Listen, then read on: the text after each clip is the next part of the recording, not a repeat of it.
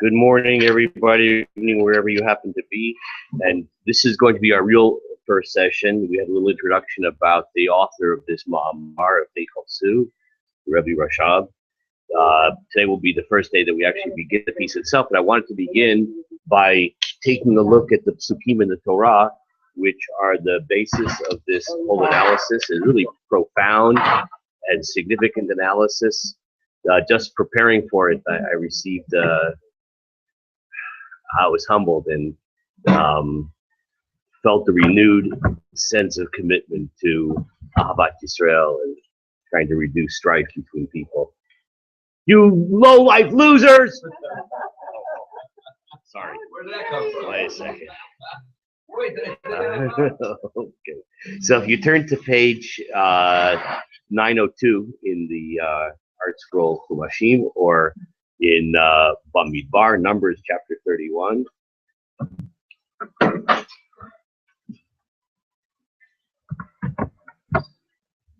Okay. Yeah, so it's page 902. 902. And the context of this, of course, is that after the terrible sin that the Jewish people had engaged in, involving both immorality and idolatry, which was instigated by Midian.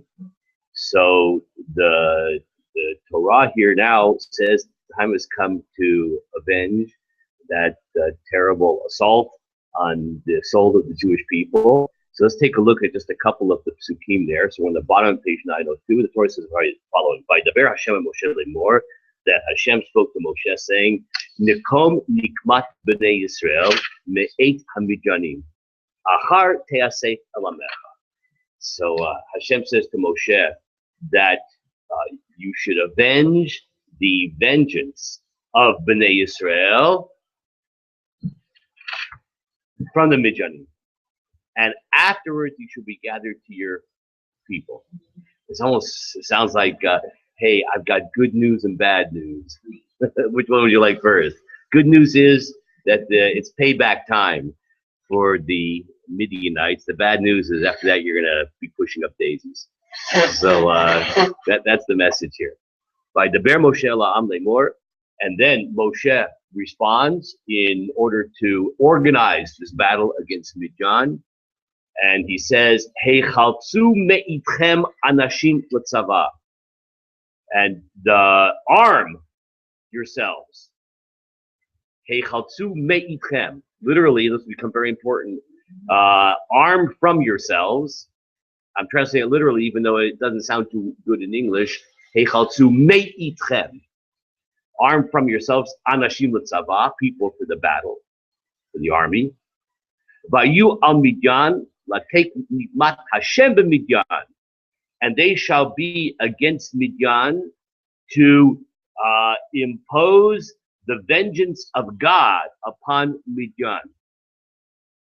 Elef lemateh, we now go on to the next verse. 1,000 from each tribe. Elef lemateh, 1,000 from each tribe. Lechol matot Yisrael tishlechu latzava. 1,000 from each tribe. For all, or to all the tribes of Israel, you should send to the army, to the battle. Okay, fine. We can pause there. Now, let's just take a quick look at, you know what? We don't have to do that. I was going to say we should take a quick look at Rashi, but I think we can. Truth of the matter is that the Rabbi Rashab will really deal with the questions that are raised with Rashi. Let's dig right in. And I have here, for your learning convenience, a copy of the Hebrew and an English translation. Okay, so not so bad for users like us. I was in a good mood yesterday. Okay. Okay. And for those of you who are in digital participation mode, so I posted on the internet the English translation, not the Hebrew. If you want the Hebrew, be in contact with me and I'll be able to get you the Hebrew. So everybody have in front of them. This is the first 3 chapters. There are 32 chapters. Okay, this will take us a while. Yeah. So, but everybody has. There's a Hebrew and an English. No, just English. Wait a second. This always happens. It's just kind of there's a stack that just hangs out there. Okay, everybody got it? Okay. So let's dig in. וידבר השם אל משה לאמור דקום נקמת בני ישראל מאת המדינים אחר תעשה פלמך וידבר משה יחלצו מאיתכם ויהיו כל על מדין לתת נקמת השם במדיין אלך למטה לכל מטות בני ישראל. So he just quotes the psukim that we just read. We don't have to translate it again. Now he's going to begin with the questions. But צריך להבין מה שייכת מלחמת מדיין. We're not turn the page in the Hebrew. להסתלקות משה. What is the connection of the doing battle with Midian to the death of Moshe? We saw, remember I was joking about the good news and the bad news. We're going to avenge the vengeance of Hashem, of Bnei Israel. We'll talk more about that too, those 2 terms. And then then the Torah says, and afterwards, you're going to be pushing up daisies. So what is the connection between those 2 things? The Torah seems to make them interdependent. That after that Moshe is going to take vengeance against the Midianim, and then he's going to be gathered to his people. We see from this 2 things. The first thing,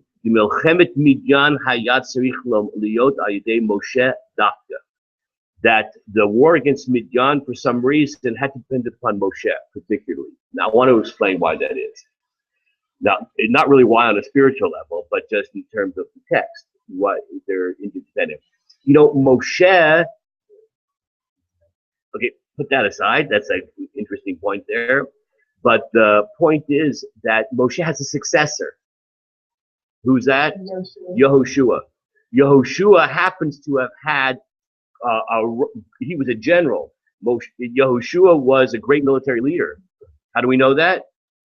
He's the one who, in fact, led all the battles when the Jewish people entered into the land of Israel. He was the chief of staff of the army.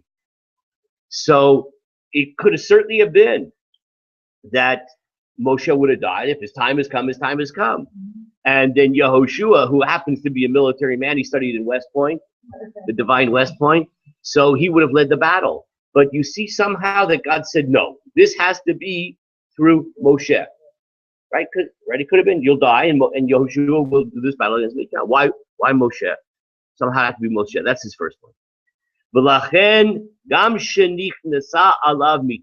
And therefore, even though there had been decreed against him death,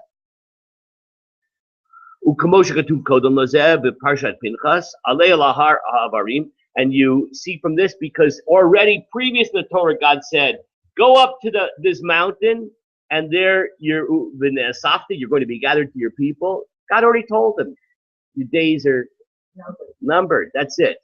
So, okay, from Moshe's point of view, I can imagine saying, fine, like, whatever, my time is up, and I'm going to die. And then God would have used Yehoshua. It's definitely been decreed. Just like Aharon had been gathered up to his people. That's all quoting from the Torah. Nevertheless, you see that God delayed his death, even though he'd already been told, go to the mountain, you're going to die. But not so fast. Because I got one more thing you must do. You must do. It has to be in.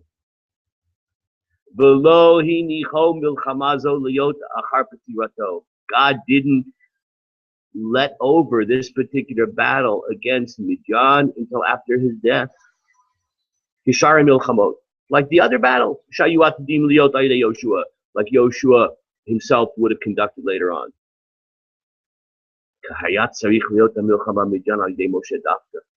For some reason, which we'll understand, based upon deep Kabbalistic understanding of this battle had to be through Moshe particularly, Shehu yifkod anashim latzava, that he should be the one who will muster the troops for the battle. Skip the parenthetical remark. The ode. So then he goes on another issue. On a deeper level, it is a very deep idea. I want you to this is one of the takeaways. A lot of takeaways from this. That you see from this that somehow this battle must have constituted the fulfillment of the completion of the root of his soul. We have the soul came into this world, wasn't too happy. There's the souls are up there, they're having a good time up there, and God says, okay, it's time for you to come into this world, into a body, right? And they're not too thrilled about this idea. They'd rather be in the spiritual world. So, but they come because they have an assignment to do. And you don't leave the world ultimately until you do your job. Right? There's an assignment. The fact that Moshe wasn't allowed to die until this battle, somehow this battle was necessary for the completion of the root of his soul. Now, this is all questions. We're going to get to the answers. Okay, so everybody got this so far? Right? So 2 questions. Number 1, why couldn't the battle wait till after Moshe died? What's the connection to Moshe? And second, how does this battle somehow represent the perfection of Moshe, the root of Moshe's soul? Okay.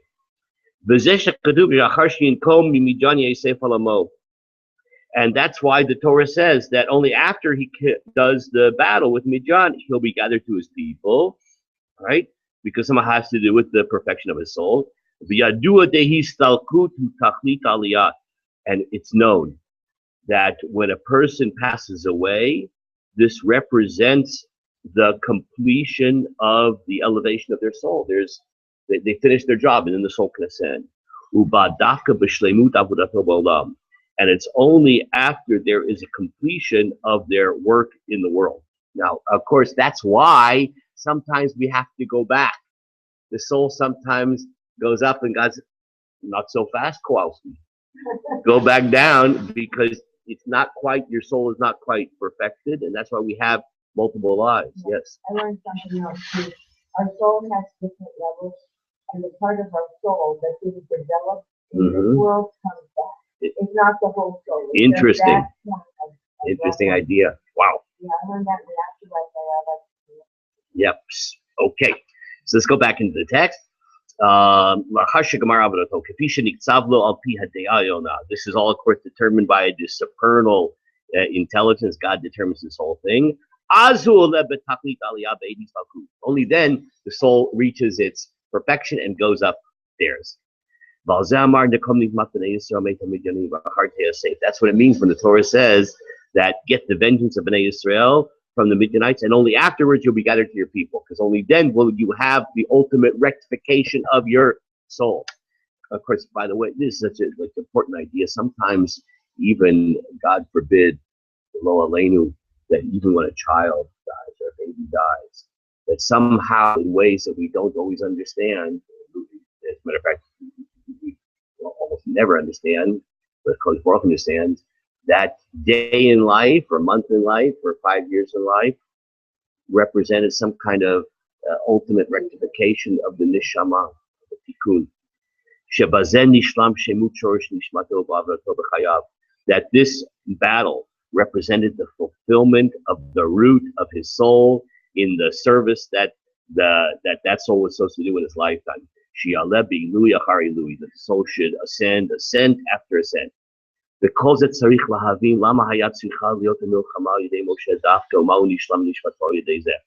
just to summarize our 2 questions, why did the battle have to be done by Moshe?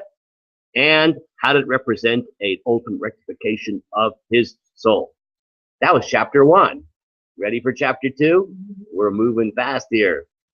Okay, we can do a couple more minutes. We also have to understand what is the spiritual essence, what was going on beneath the scenes Kabbalistically of the war against Midian.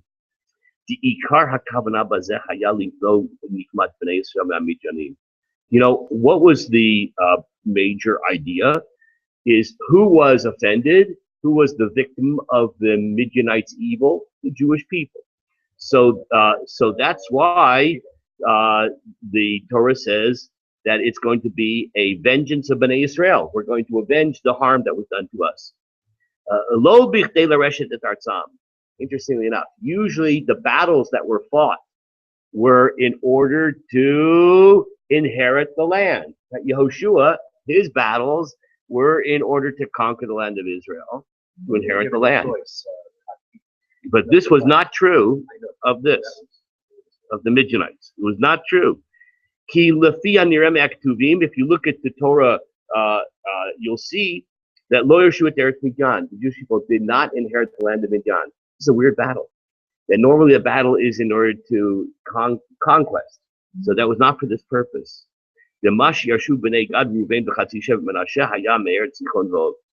That, for instance, when the Jewish people very soon will read in the Torah, right, the battle against Reuven Gad.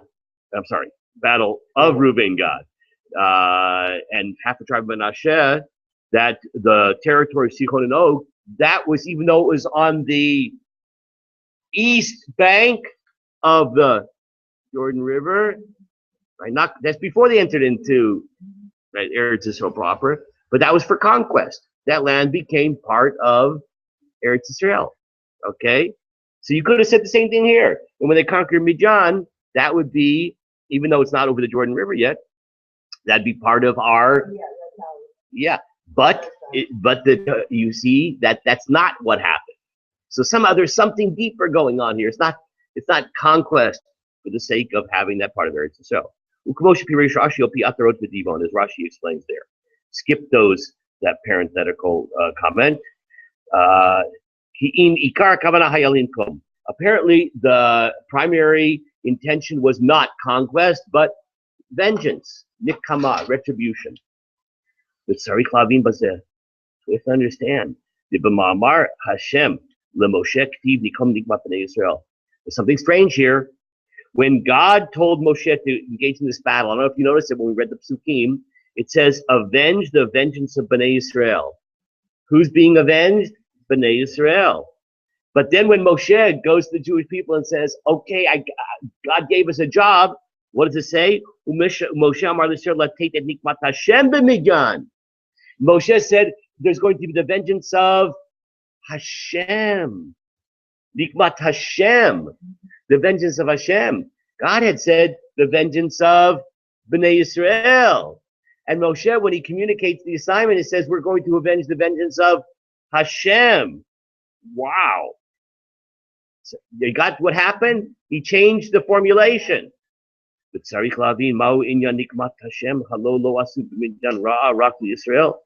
don't understand. God's okay. God didn't get injured. So it makes sense. Avenge the harm that was done to Bnei Israel. How come Moshe changed it, not Bnei Israel, but Hashem? Okay, so that's a possible answer, but we're going to go very deep into that idea.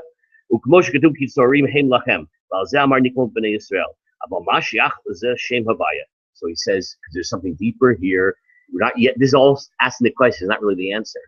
When Moshe said we're going to avenge the vengeance of Hashem, it doesn't just mean avenge the vengeance of God, like G-D. It means when it uses the name Hashem, Yud, Hey, Vav, and Hey, it means that what Midian did somehow is an attack on not just God. The name Yud, K, Vav, K, that name of God. So we have to understand on a deeper level, what is Midian and what is the name Yud, K, Vav, K, that name of God, that somehow it needed to be avenged. The Hashem Amo, Uchtiv Yitzreno Ki Yishoneno, Kol Nogea Behem Ki Ilu Nogea Bevateno, Mimele Nikmat Beneso Nikmat Havaya, Hine Bemet Chen. So now he heard Elisheva's question. He said, so you might say, no, because the Jewish people and God, right, when the Jewish people are attacked, that's also an attack upon God. And you see that there are verses in the Torah that God protects us like the pupil of his eye. So therefore, that's why it says, avenge the Jewish people, and it's also an avenging God, because we're like God's the people of Azai. So that's true. That's absolutely true. He says, he says,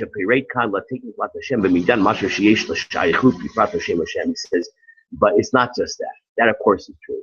There's something deeper, and that is, as we mentioned before, that this is an attack on God's four-letter name, Shem Havaya.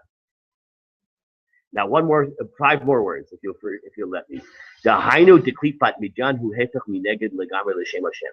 Somehow, the word midyan, what midyan represents, that force of klipa, that force of concealment, is the polar opposite of the Shem Yud Kei Vav Kei. So midyan and Yud Kei Vav Kei are in polar opposites. Of course, we're going to have to understand, therefore, what is midyan, and then how does that constitute a frontal attack on Yud Kei Vav Kei. And we will continue tomorrow. Have a great day.